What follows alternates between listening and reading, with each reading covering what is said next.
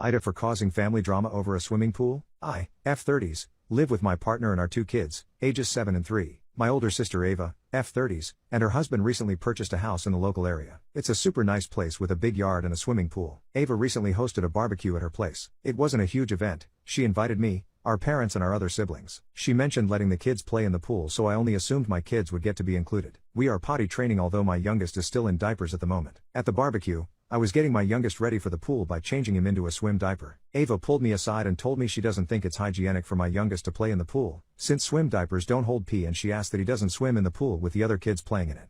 I didn't think this was fair and told Ava that lots of people, adults and kids, pee in the pool and it would be no different at a public pool, so what's the problem?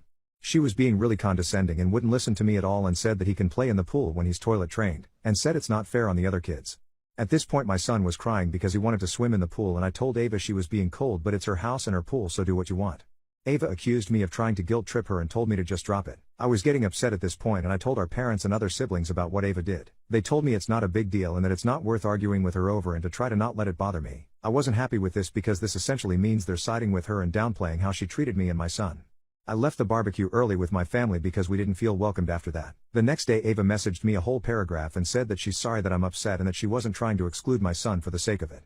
It was a super non-apology, and I told her I don't want to hear it and that she's damaged her relationship with her nephew and she's not the one who had to deal with him being upset.